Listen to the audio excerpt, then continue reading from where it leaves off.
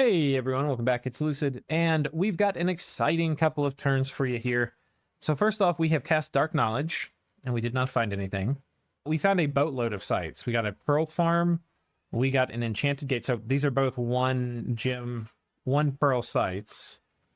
So that's a lot of extra Pearl income. And then we found a Dream Collection, which is a Pearl and a Glamour gem. So very cool. Coming down, we got a few battles. We attack Oceania here in the cave.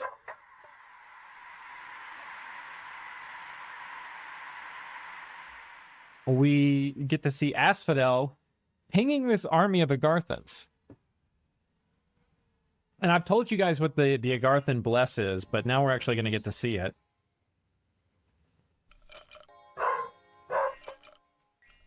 So it's interesting, he's got some of these mercs to help siege things quickly. He's got some of these statues. Now, these aren't blessed, or at least not yet. One of these might be. I know one of them gets blessed by the end. But we'll take a look at the blessing here in a second. I want to show it to you on a statue, too, because they get the more full benefit. I think this is primarily a bless made for... Yeah, it's primarily a bless made for the statues, but I think there's like an incidental... I know one of these guys got blessed. It's not... Was it this guy? Oh, yeah, he got blessed by the end. Okay, so it's shock resistance, fire resistance. And these are incarnate, so this is the Earth Bless. Reconstruction, a bit of cold resistance, and magic leadership. Now, what is this for?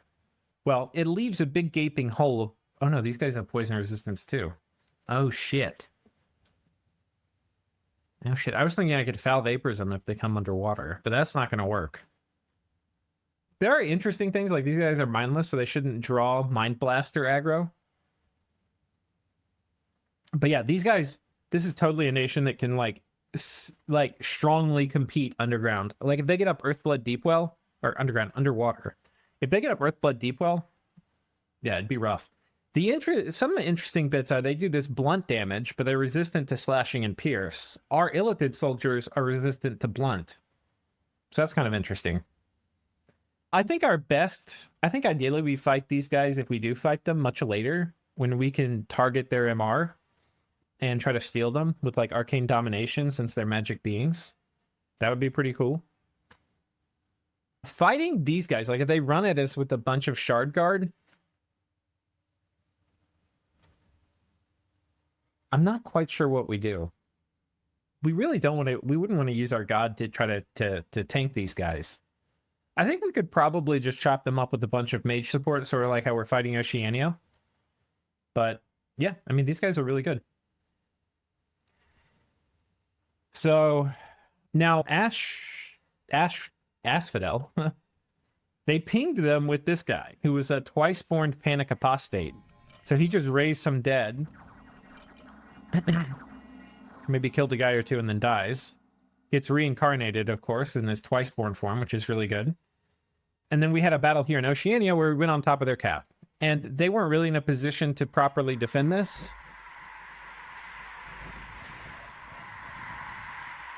See, that Greater Otherness actually did some work there. We lost 2 Illithid soldiers there. I actually think that was partially due to...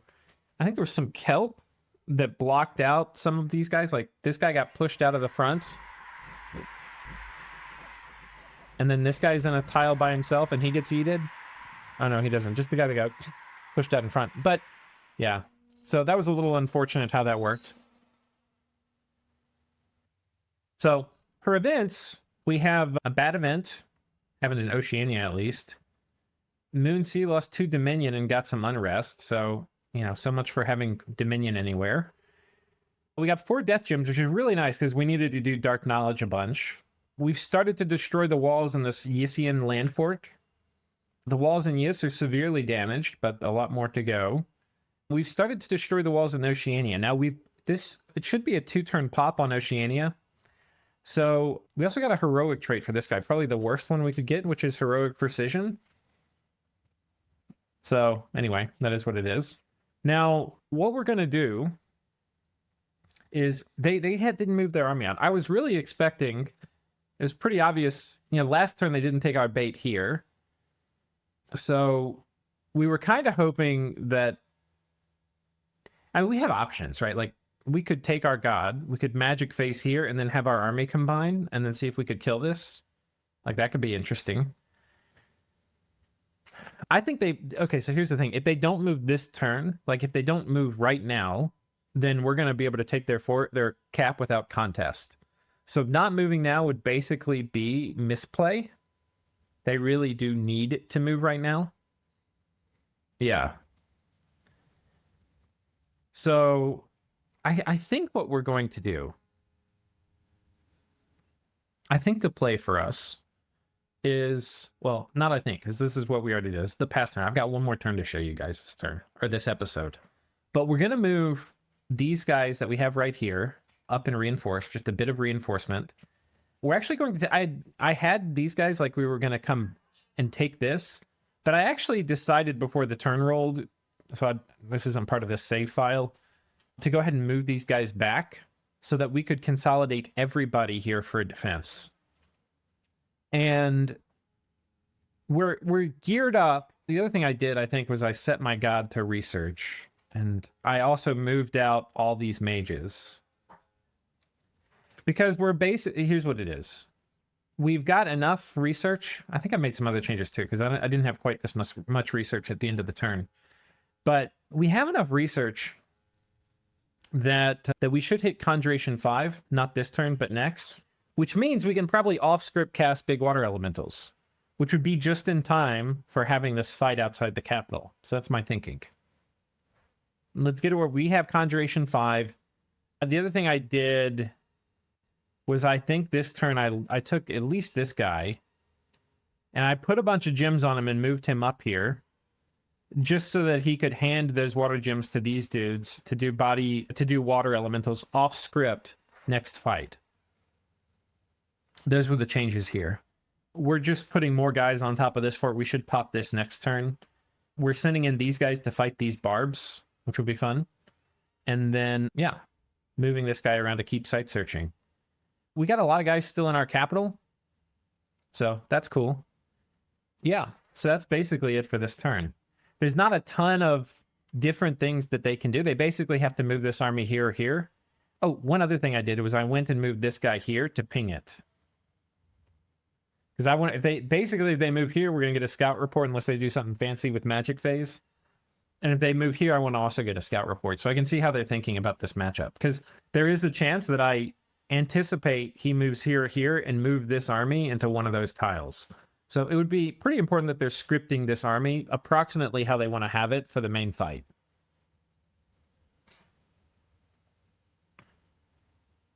So yeah, I think that's about it.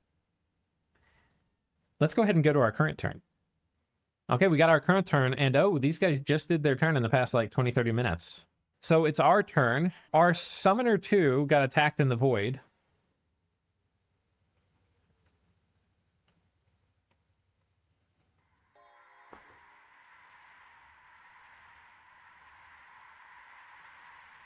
He's trying to freeze us. We then cast Paralyze. Now, if you hit them with Paralyze, they're kind of fucked. 31 turns. And then we eat him. So, our boy, Summoner 2, staying alive in the void. We've got small hopes he'll return. What's his... let's take a look at his summoning power here. They start off at 3. This guy's only 4, so it's not really a huge loss if we don't get him back. It would have been really nice to keep the other guy who was like Summoner 12 or 13 or something. Now, once you're in the void, I don't think Ritual of Returning works, but as soon as we get Enchantment 5, we can do Ritual of Returning on these guys, which will save them from like the Vastness assassination our last guy died from. So I think, okay, so that was that. We attacked the barbs. This is the barb battle. Basically, the idea was let's buff our Illithid soldiers, which we don't want to die. And then... yeah, it worked about how we wanted it to. Didn't lose anybody. Oh, and importantly, we got a dragon helmet, which is really nice. Because one of the issues with, like, thugging with our Illithids or our star spawn are that they tend to have pretty bad morale. And the dragon helmet sort of fixes that, so that's really nice. And then we get to see Asphodel ride out into Agartha.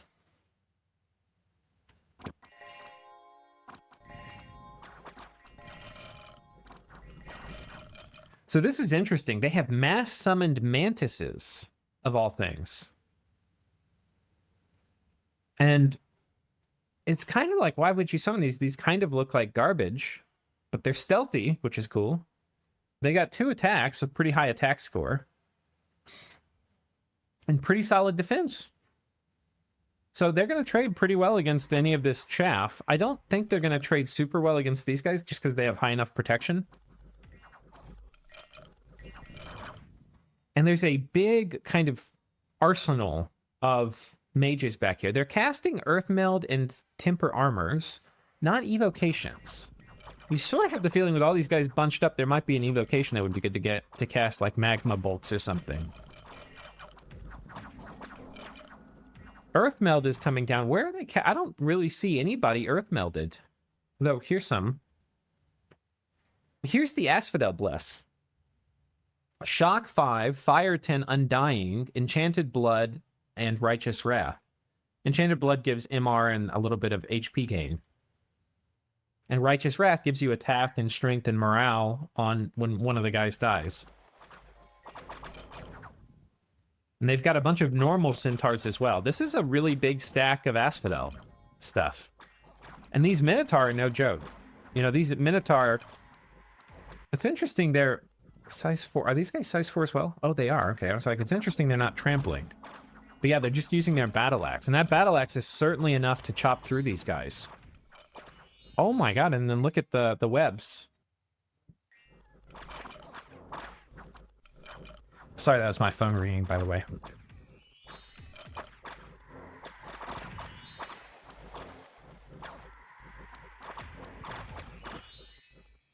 And we see Agartha has melted. The flanks especially have broken.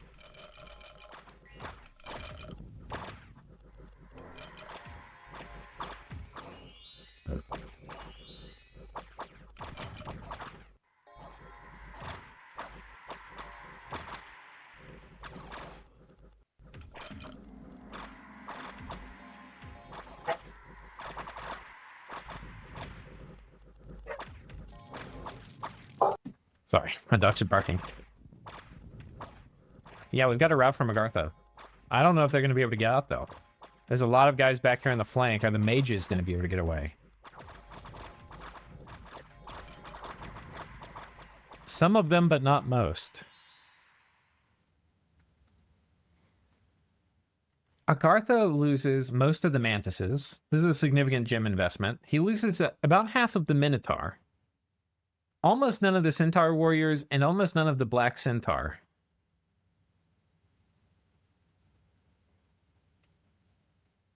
He brought everything. This is all they had.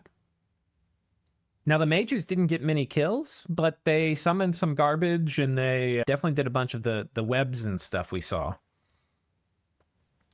Agartha lost a ton. They lost the Golem Crafters. They lost the Sentinels. They lost the Shard Guard. They lost the Defenders of the Hall. Now, as for how this relates to our interest, we do not want we don't want Asphodel winning this conflict against both of them. That would be, like, if they got the whole column, that would be really, really bad for us, especially if they got the whole column and Agartha. Be really, really bad. But they're currently losing.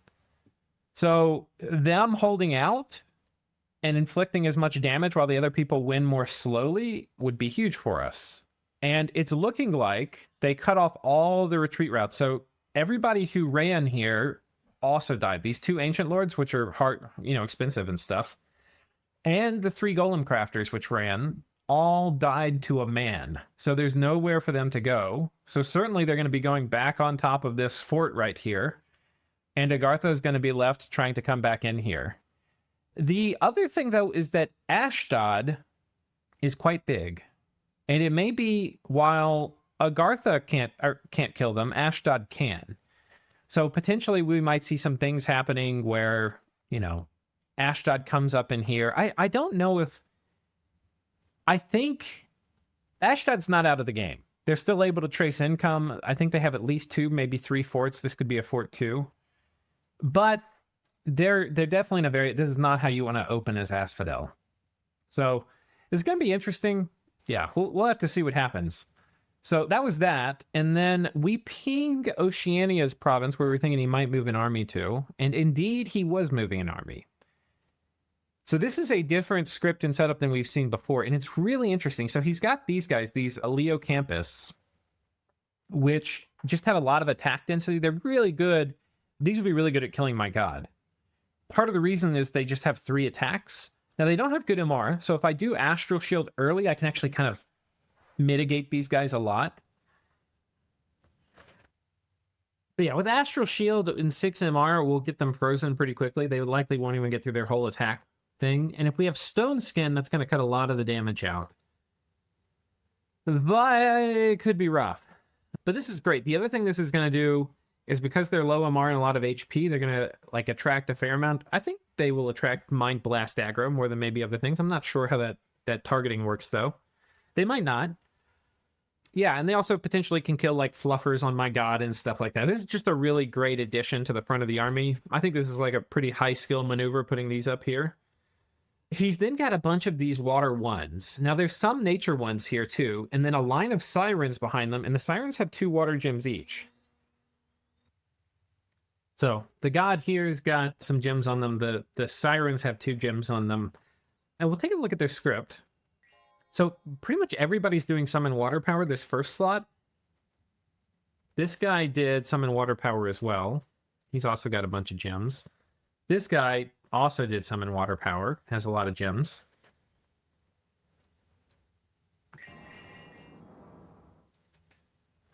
And then we see some luck cast. This is almost certainly off script. I'm pretty sure these guys were going to summon big water elementals. I think they've had Conjuration 4 for a long time.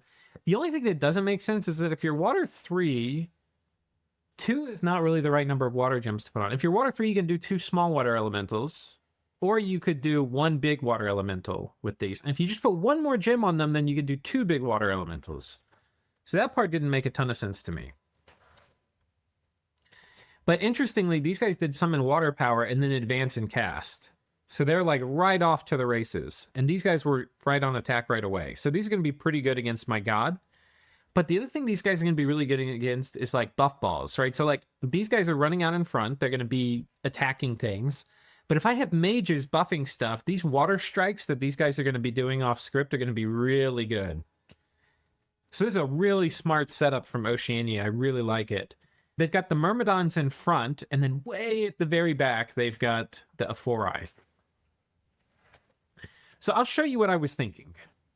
My thinking was we'd moved up all this stuff. Kissing Booth attended in here as well. We had all these guys. We're going to move them all in. We're going to have a big fight. Here's how I was thinking about it. Let's put the god. Let's put some Meteorite Guard up here to keep them off this mage. And have the god up here. This guy's going to buff with Stone Skin, Strength of Giants, Body Ethereal. This guy's going to do a bunch of stuff that he can only cast on himself. Then he's going to YOLO into combat. We're going to be fighting in heavy enemy dominion. It's 5 candles here, not 6. Which is nice. We got a candle to go away last turn. And then the plan was I snuck a bunch of water gems up here. Let's put the water gems on these mages and let's do a bunch of things. Like let's do... Well, I don't know why he has them. But let's put a bunch of gems on them and then have them do water power quickness spam. And then when they go off script, they'll put themselves to sleep summoning elementals. That was the thought. And then basically we're going to try to buff the Illithids and the Meteorite Guard will come in behind them. That was the plan. There was some other kind of cool stuff we did. Like we're going to teleport this guy in. Do Light of the Northern Star, Power the Spheres, Paralyze, all this shit. And this would be cool. The problem, though, is he's got a lot of mages. He's got 15 Hierophants. He's got 7 Sirens. But there's going to be more. There's going to be 3 more here. There's probably going to be a couple more Hierophants inside here. 4 Halides and 2 Capricorns. So basically a lot of shit.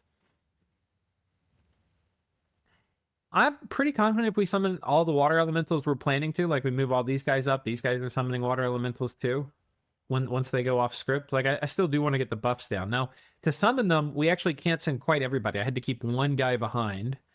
So we barely squeak out Conjuration 5. Yeah. So here's the thing. We're going to actually show how this goes in a test. And one of the main things that's going to happen is these guys are not going to cast water elementals off script, which is strange because normally mages like casting these things off script. So I'll go ahead and pull this up and show it to you. Okay, so this is about, I haven't seen how this test is going to go, but this is the setup. I'll show you. Now, I moved the Meteorite Guard back because apparently they attract the aggro of the buff casting. So they were actually being counterproductive. But that means this guy's almost certainly going to die really fast.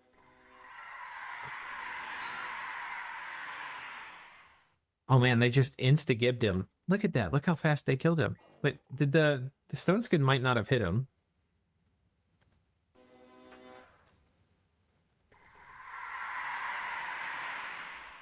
Oh, Stone Skin didn't hit him. Who did it target? Targeted somebody back here. Let me run it again with that fixed. Okay, let's see if I fixed it. The Stone Skin go off correctly. No, he cast it on himself. What an idiot. Who should you cast it on? Your literal god. I think some of it might be his current max hit points isn't super high. Well, he's gonna die then from the... Well, didn't quite die. I got a ton of afflictions, though. Yeah, dies there to the water elementals. You do need the Stone Skin. But I'll show you how the rest of the battle goes. I'll see if I can fix it and then...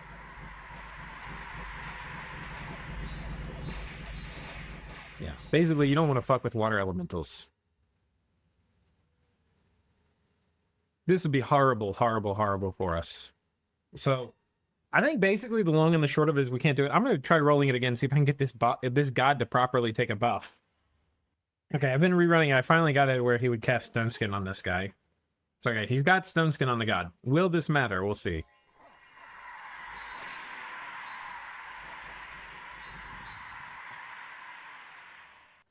Okay.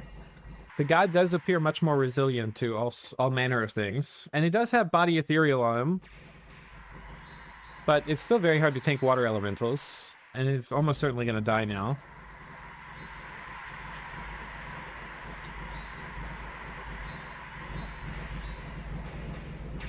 I just don't think we can win this fight without water elementals. The important thing, of course, here, we'll watch it again, is that my mage is off script. I'll just show you.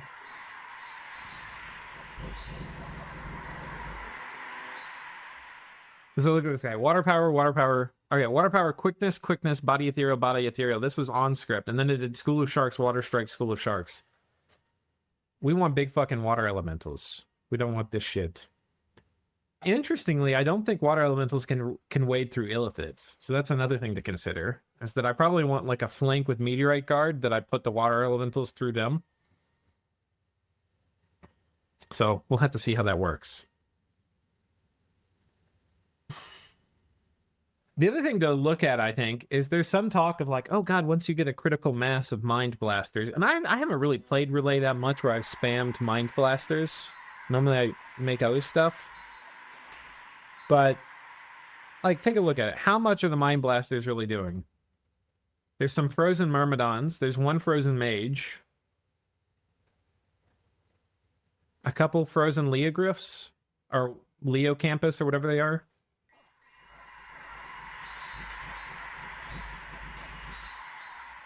Just not doing that much.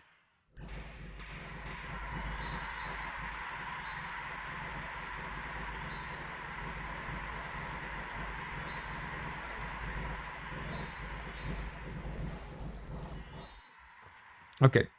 We can try to run that a dozen times, see if there's something we can do. In short, I don't think it's going to happen. I don't think there's anything that can be done that's going to make us win that fight where we can't cast water elementals. The water elementals are just such a hard-hitting, thick-ass unit that if they have them and we don't, we're in trouble. Now, there is a chance, because they only have those 2 water gems. That really bothered me. Like, there's 2 water gems it might mean they can't do it. They only have a small water elemental still. But I'll tell you what this means to me. To me, this means we sneak... Let me pick this guy. I think what this means is we take all the water gems off, so we keep them hidden. And we take everybody here, and I think we move them up this way. I think we take everybody here, we put the gems back in the library.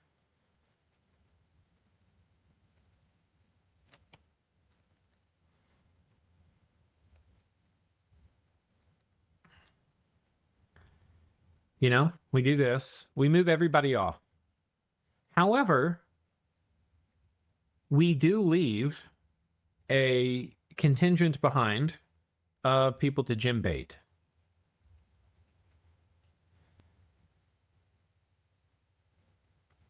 There's hardly anything here. I think what we do is we go ahead and put this fort back under siege again. So we move these guys out this way.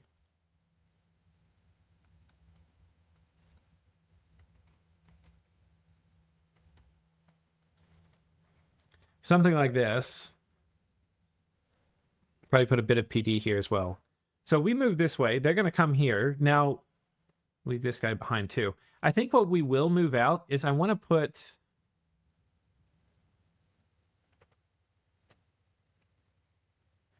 So I want to take these guys. We're going to put them on one of this dudes. One of these guys. And then we're going to take this guy. And I think we're going to take our wounded guy here. And then let me also check this again. This guy I don't want to take. This guy has experience stars. See if there's anybody here that doesn't have any experience stars. There's a few. So let's take some of these guys. I think we take just like maybe 8. How many Leogryphs are there? Or what are they? Leo Campus. 17. I want to have enough to kill the Leo Campus. So I think what we're going to do...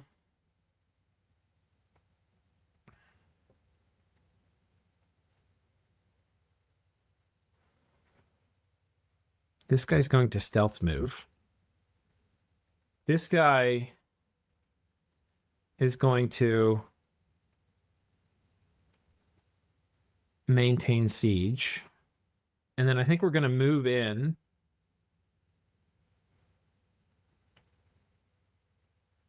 See, it would be really nice if this guy had pearls, because what I really want to do is Ritual of Returning. Let me see what the rules are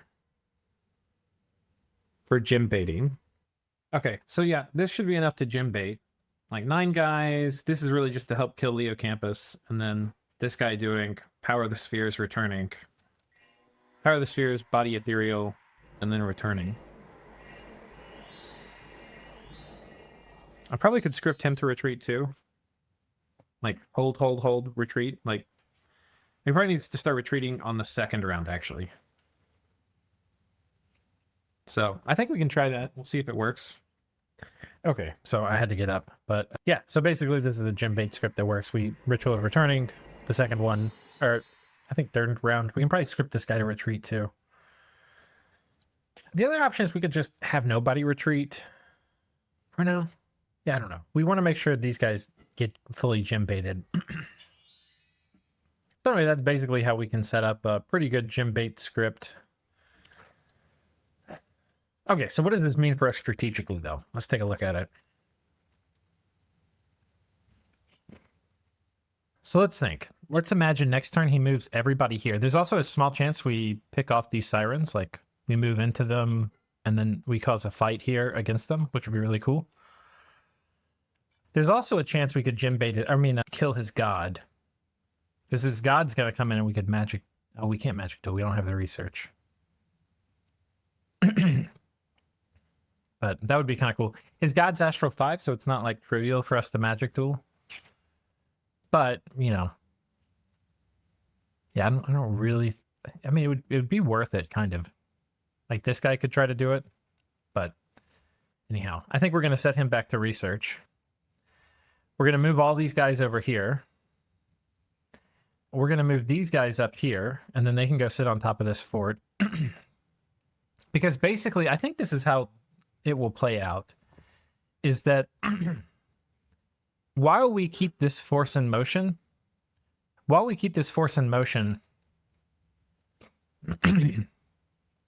he's going to have to basically chase us around with this army. And these mages are not going to be able to research. So he's basically not going to be researching while we kind of are. Our research is going to be slowed. So in some ways, this is a lose-lose trade that we're doing with Oceania. The thing is it's a much bigger lose for him than for us. But in general, I would much rather not do lose-lose. I would rather wipe this army off the board and then, be done with that. But that's not really going to be an option for us at the moment. 240 siege strength. Yeah, we won't be able to pop this yet either. But I think the main goal is this. We're going to storm this Ysian fort here. I'll show you the script we have. A few guys up here to maybe catch arrows, then some mages back here. This guy's going to do Iron Skin and then Body Ethereal. And then Advance and Cast. And then I'm probably doing a Quickness here too. Something like this.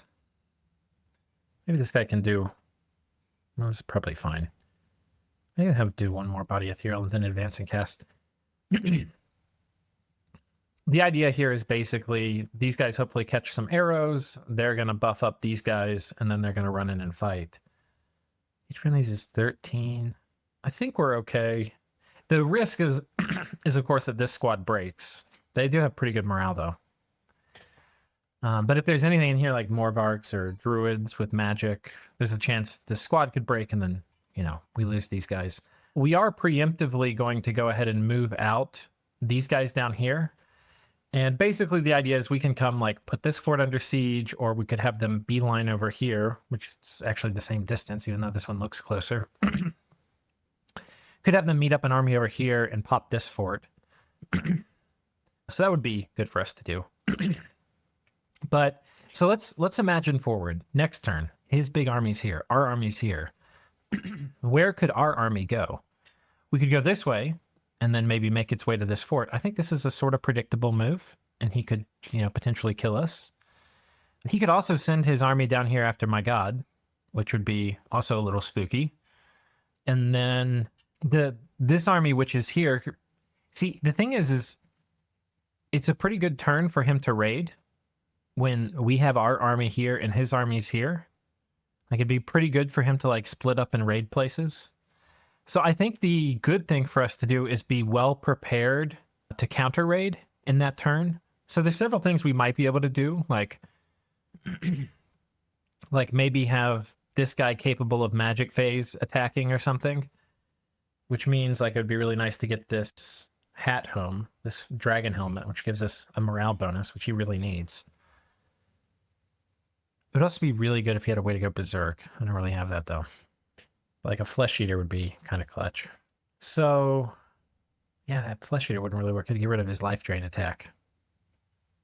But, yeah, basically, we have, from here, really only one safe move, which is to come up that way.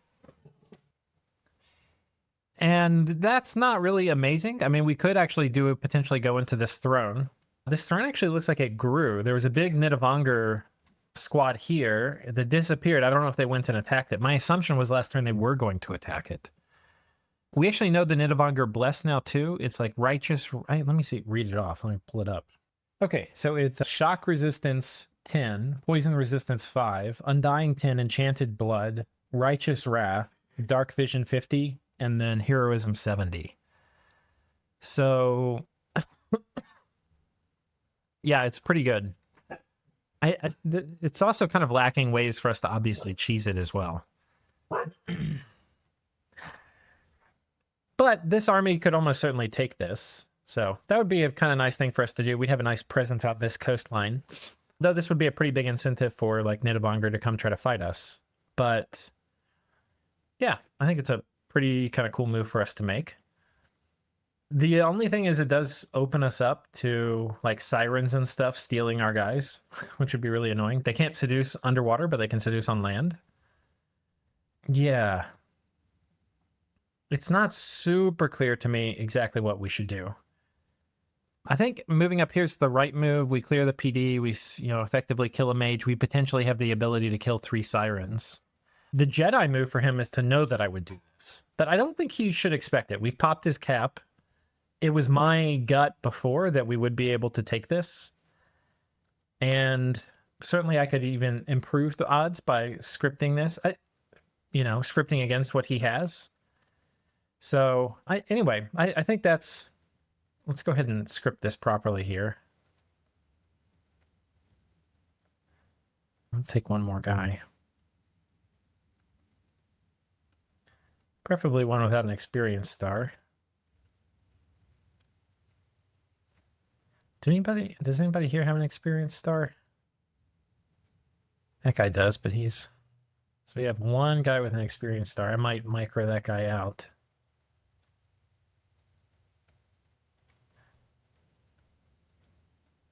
Pull this guy up here. Okay. So this guy is going to stay. This guy, I think the earth ones are the ones we're going to bring up here. And we're going to bring him up with enough gems to do. This is going to be my gem bait script. So I think he's going to be hold, retreat. And then this guy's going to be Power of the Spheres, Body Ethereal, returning. And I think this should pretty successfully gem bait. And this will also let us know if they have big water elementals. So kind of good. If they're close, like if they don't have it, it's not really going to be a huge amount of knowledge because we're not going to be able to one turn pop this fort. And then he can potentially attack into us. So, it's not great. But anyway, I think that's basically it. The other move we could have from here is to come back down here and take this and take this. That would be kind of good to get. In fact, actually, it might be worth it to take this guy and march up here to take this. Because it would be nice to get this before somebody else does. It's a kind of weird province. I guess there's a bridge here. Yeah, there is a bridge. So Satis could take it, but they're not going to. So anyway, we'll come over here and take this, and then maybe come down here and take this. But we're starting to get a lot of Mind Blasters. I was thinking our Mind Blasters would do more. They really don't do shit. In some ways, it's almost a negative. They're just fatiguing themselves out. That's not true in general. Mind Blasters can be really good. But against stuff with high MR like this, they really just don't do that much. And once anti-magic comes out, we'd be in real trouble. If Oceania had waited to fight us until their god could cast, we'd probably magic duel his god. But if he could reliably, his god also could summon a golem or something, right? So if he had a golem and did anti-magic, his guys would be at 17, 18 MR. Mind Blast is nothing, Now we have other things we can do, so our play would switch up. But anyway. Point is that Mind Blast isn't doing that much for us. We got recruitment humming along these places. Most of the places are making Meteorite Guard. Our cap is still making Illithid soldiers. We've got a temple being built. We've got this fort being upgraded. We want to start getting our dominion spread over here. There's a pretty good chance that next turn we pop Yis's cap. And we've got this guy in here to go ping inside and see what's inside. And then we have these guys who are going to be making their way down. So ideally next turn, the cap is popped. We scout it with this, see what's inside. We move these guys. I probably should. Yeah, let me see what I do. I need a little bit more money. Maybe we turn off these guys. How do we get... I need to get the 6 PD here. Oh, 5 might be enough. Is there someone else I can... Yeah, I think 5 will be enough for now. These misfortune scales are really coming after me hard. But anyway, we have these guys here. We'll bring them on top. Hopefully that will be enough mages, because this guy's going to search. He can come on top, and then hopefully we'll have enough mages. We'll have this guy, both of these. These guys won't be able to make it in time. But anyway, it'll be kind of a lot of mages, which I think with just the Illithid soldiers should be able to take what's inside. It'll be 2 slave mages and 2 star children. I think that can do it. I think that could take a lot of stuff, actually. So that's the plan. Hopefully in 2 turns have Yis. Ideally, we can get this fort from them as well. That would be kind of nice. Though, you know, that's remains to be seen. Keep dancing with Oceania. Maybe take this fort off of them. And yeah, I think that's basically it. So I think this is in some ways going to be a bit of a no turn. You know, like there's not really much that's going to happen. Maybe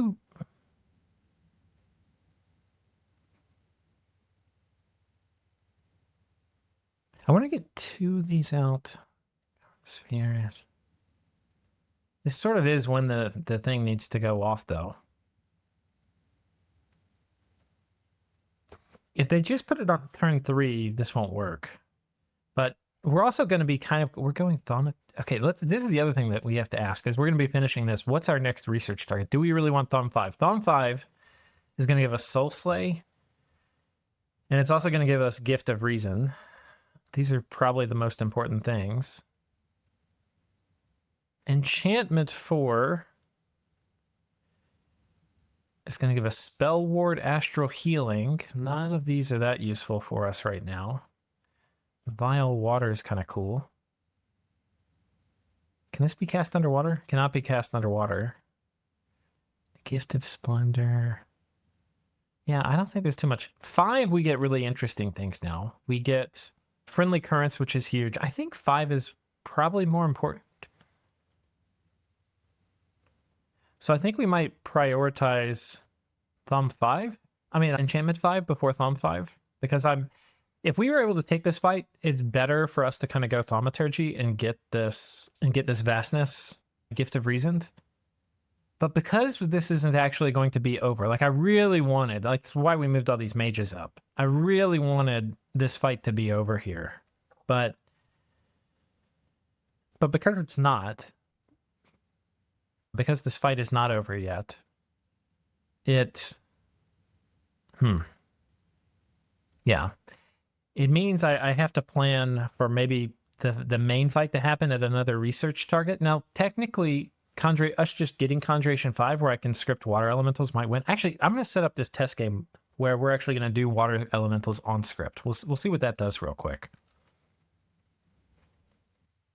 Okay, let's see what happens here. We've got water elementals going off on turn 3 and 4 and 5. Oh, I didn't do this properly. I should have, because the water elementals won't be able to get out very easily. Yeah, we fucked that up.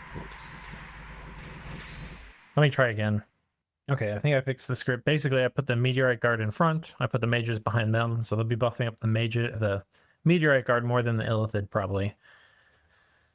And then they're doing water elementals. The water 3s are doing it 3 times. The other guys are doing it twice. And we'll see how that works. I also put the God back in the main group.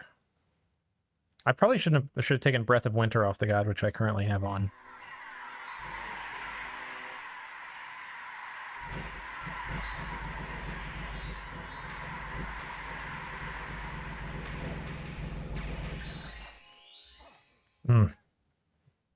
That's not good. Did we just knock it in? Let's see how many water elementals we had out.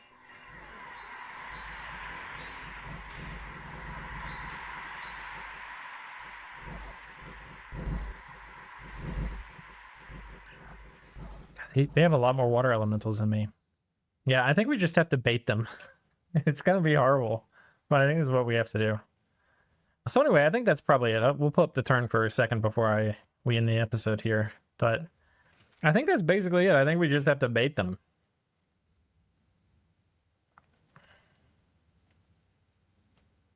And yeah, just like this. Give me all your water gems. Because the thing is, if they only do a few water elementals, we can potentially take the day. The other thing is, having a couple hundred Lobo Guard may help to like hold up a flank. May also hurt. Could HP out the army, but we'll see. We also have a ton of Illithids, so like just having these guys might also help. And then there's some here as well. You know, there's 7 here. So we got more coming up from the capital potentially. We could route these in. Basically, the clock is on our side, I think is the fundamental thing, and we shouldn't feel pressured into making a good, like a particular move. If they move everything here, we kind of do get outplayed and screwed. And in that sense, the smarter move for us is to maybe like move over here where then we move up here. But I'd rather potentially kill some sirens. I think even though the risk is like we get almost completely wiped if they come down here and fight us. I mean, if they intercept us over here, I think it's still basically worth it. But basically what I want to do, I want to get him to split up his army. I want to pick it off in detail. And the way we're going to do that is just by applying a ton of pressure and having magic phase attacks on the ready, which we do have. So that's basically that. The other thing is it would be really nice if I had, like, if these guys were already over here, I could have put this under siege. Because there's potentially a turn, like, if I get him to attack me on this fort while I move this army off, but at the same time I've popped this fort and I teleport my god in, I could storm with my god, and then he would be in a really bad way. So that's another move I can look to do, to pick this off. But yeah, we're going to have to do the slow death on them. But yes, dying is going to be a major turning point in this war for us. So I think that's it. I think we're going to hit end turn here, and we'll see you guys in the next episode. Cheers.